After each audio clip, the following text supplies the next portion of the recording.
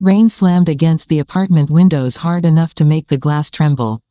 The storm outside had swallowed the entire city, drowning the streets in darkness and flashing white lightning across the skyline every few seconds. Ethan Carter lay asleep on the couch with the television still glowing silently in front of him, exhaustion pulling him into a restless sleep after another long night shift at the garage. Then his phone rang. The sharp sound cut through the apartment like a blade. Ethan jerked awake, confused and disoriented. For a moment, he didn't know where he was. Thunder exploded outside as the phone continued vibrating across the wooden coffee table. He rubbed his face and looked at the screen through blurry eyes. Unknown number. His stomach tightened immediately. Nobody called at this hour unless something was wrong. The clock on the wall read 3:07 a.m. Another flash of lightning illuminated the room as Ethan grabbed the phone and answered with a tired voice. Hello. At first, there was only static. Then a calm male voice spoke. Is this Ethan Carter? Yeah, who is this? This is Officer Daniels with the Brookhaven Police Department. Ethan sat up straighter. Sleep vanished from his body instantly.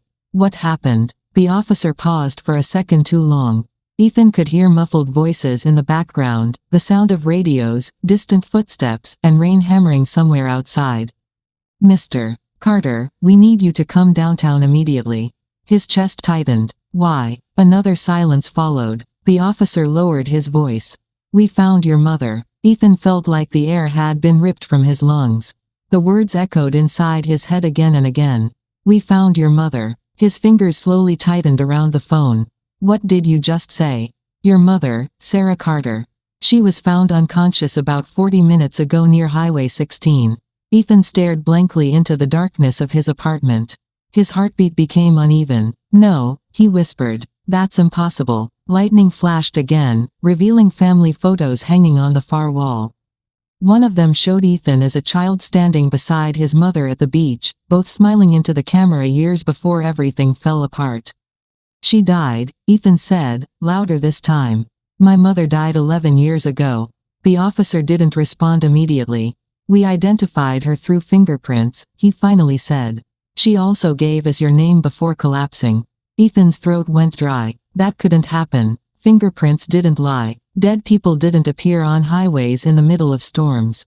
And yet the trembling in the officer's voice sounded real. Too real. This has to be some kind of mistake, Ethan muttered. Sir, the officer replied carefully, I understand this sounds unbelievable. But we need you here as soon as possible. Ethan stood from the couch, nearly stumbling over an empty bottle on the floor. His breathing grew shallow as memories crashed into him without warning.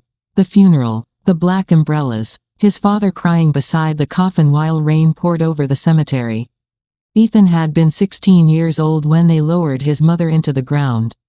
He remembered every detail of that day because it destroyed his life. He remembered touching the cold wooden coffin before they buried it forever. So how could she be alive? A loud crack of thunder shook the apartment building. Ethan realized the officer was still waiting on the line. Where is she now? He asked weakly. Street. Mary's hospital. Ethan swallowed hard. Is she alive? There was another pause. For now. The hospital parking lot was almost empty when Ethan arrived. Rainwater splashed beneath his shoes as he ran toward the emergency entrance, his mind spinning so violently he could barely think straight. The storm still raged above the city, thunder rolling across the sky while red and blue police lights flashed against the wet pavement outside the building. Two officers stood near the entrance waiting for him. One of them, a tall man with tired eyes and gray hair, stepped forward. Ethan Carter. Ethan nodded quickly. Where is she? The officer studied his face carefully, almost like he was trying to measure whether Ethan could handle what he was about to see. She's upstairs, he said quietly. The doctor stabilized her about 20 minutes ago. Ethan's pulse pounded harder. Stabilized her. Not identified a body. Not confirmed a death. Stabilized her. The officer guided him through the hospital corridors while nurses rushed past with charts and equipment. The smell of antiseptic filled the air so strongly it burned Ethan's nose. Bright white lights reflected off the polished floors, making everything feel cold and unreal, like he had stepped into someone else's nightmare. You said you identified her through fingerprints, Ethan said as they walked. That's not possible. "We checked twice," the officer replied. Everything matched. Ethan shook his head immediately. "No, my mother died in a car accident 11 years ago." The officer didn't answer. That silence frightened Ethan more than words ever could. They stopped outside room 214. A nurse stood beside the door holding a clipboard, her expression uneasy. Ethan noticed the way she glanced at him with sympathy, almost pity. "She's awake on and off," the nurse explained softly. "But she's weak. Try not to overwhelm her." Ethan's hands trembled uncontrollably. The officer slowly opened the door. At first, Ethan couldn't move. The woman lying in the hospital bed looked older, thinner, and exhausted, but the moment he saw her face, the world around him seemed to stop. Dark hair, pale skin, the tiny scar above her right eyebrow from when she slipped in the kitchen years ago. Even the shape of her lips was the same. It was her. Ethan staggered backward, crashing lightly into the doorframe as fear crawled through every inch of his body. "No," he whispered. "No, this can't." The machines beside the bed beeped steadily in the silence. The woman slowly turned her head toward him. Her eyes opened halfway, tired and unfocused at first. But then they locked onto Ethan's face. And she started crying. Not loudly, just silent tears sliding down her cheeks. "Ethan," she whispered weakly. His heart nearly stopped. Only one person in the world had ever said his name exactly like that. Memories slammed into him so hard it physically hurt. His mother laughing while cooking breakfast. Holding his hand on the first day of school. Singing softly in the kitchen while rain tapped against the windows. The same voice. The same eyes. Ethan felt his knees weaken. "Mom." The word escaped before he could stop it. The woman reached toward him with trembling fingers, but the IV tubes pulled against her arm. "You got so tall," she whispered painfully. Ethan stared at her in horror and disbelief. Tears burned in his eyes as his mind desperately searched for another explanation. A twin sister. Plastic surgery. Some kind of cruel joke. But deep down, he already knew. This woman knew him. Not just his name, but him. He slowly stepped closer to the bed, unable to breathe properly. "We buried you," he whispered. "I stood at your funeral." The woman shut her eyes tightly as another tear rolled down her face. "I know," she whispered. Ethan sat alone in the dim hospital waiting area while doctors continued examining the woman inside room 214. Every few seconds, he glanced toward the hallway, half expecting someone to come out and tell him it had all been a mistake. But nobody did. Nurses continued moving through the corridors, monitors beeped in distant rooms, and the storm outside rattled the hospital windows like the night itself refused to rest. His hands still trembled. Nothing made sense anymore. The woman looked exactly like his mother. Sounded like her. Even remembered him. Yet Ethan had spent 11 years believing she was buried beneath cold stone in Brookhaven Cemetery. He remembered throwing flowers onto her coffin. He remembered his father collapsing beside the grave as rain poured over mourners dressed in black. So who had they buried? Ethan leaned forward and pressed his palms against his face, trying to steady his breathing. But every time he closed his eyes, he heard her weak voice again. "You got so tall." A nurse approached him carrying a transparent plastic bag. "These belong to her," she said softly. "The police asked us to hold onto them, but since your family." Ethan slowly took the bag. Inside were a soaked leather handbag, a silver necklace, and a water-damaged phone that no longer worked. The necklace immediately caught his attention. His chest tightened as he pulled it from the bag. Hanging from the chain was a tiny silver moon charm. He knew it instantly. He had given that necklace to his mother on her birthday when he was 13 years old after saving money for months from mowing lawns around the neighborhood.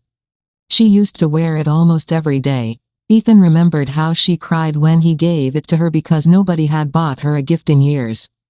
His fingers tightened around the necklace. This wasn't possible. Shaking violently now, Ethan opened the handbag.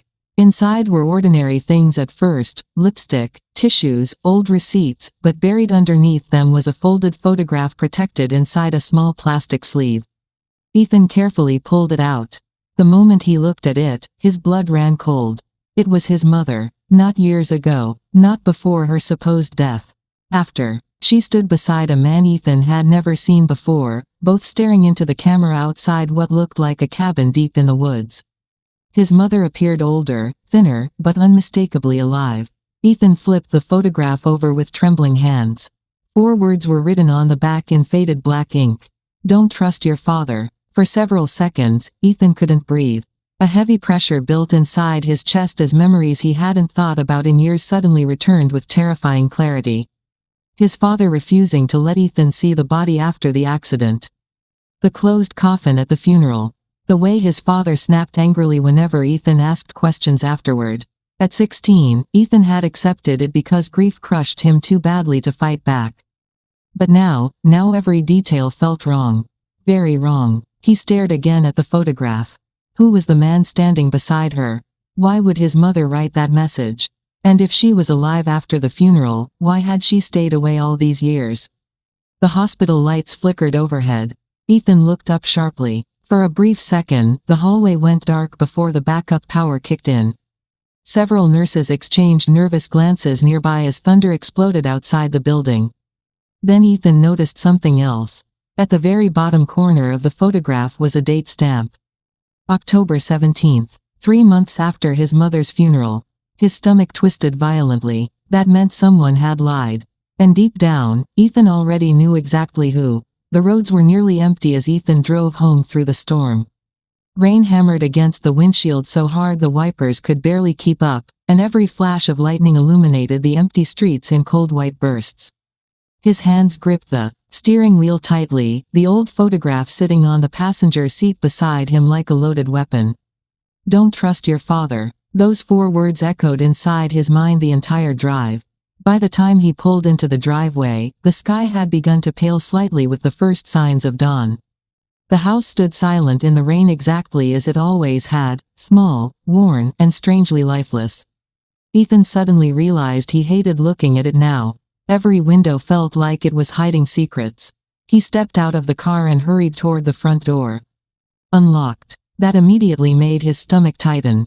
His father always locked the door. Always. Ethan pushed it open slowly. The smell of coffee drifted through the dark hallway. His father was sitting alone in the kitchen. He looked exhausted, like he hadn't slept at all. A half-empty cup of coffee rested beside him while the kitchen light cast deep shadows across his face. But what terrified Ethan most was that his father didn't look surprised to see him. Not even a little. For several seconds, neither of them spoke. Rain tapped softly against the windows while the old wall clock ticked loudly in the silence. Then his father finally looked up. You saw her, he said quietly.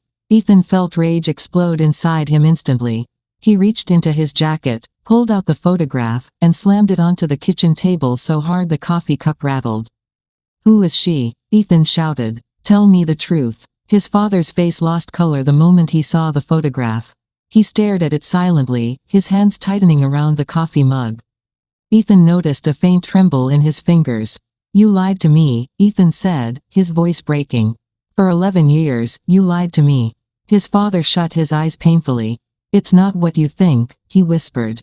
Then explain it, Ethan yelled. We buried Mom. I stood there while they lowered a coffin into the ground.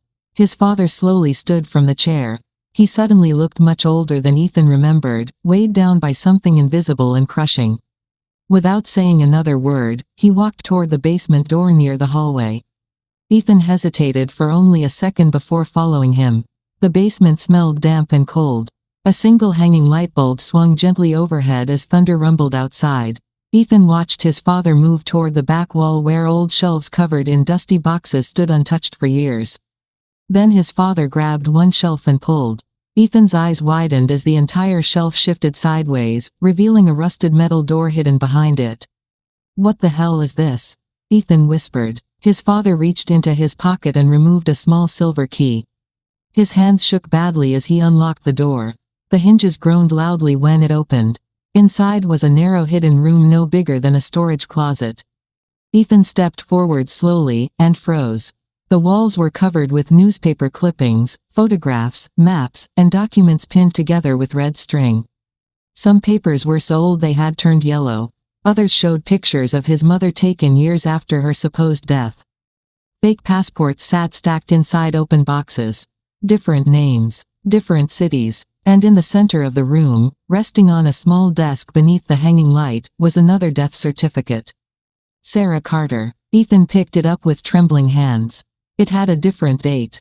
Different location. Different details. His breathing became uneven as terror crawled into his chest.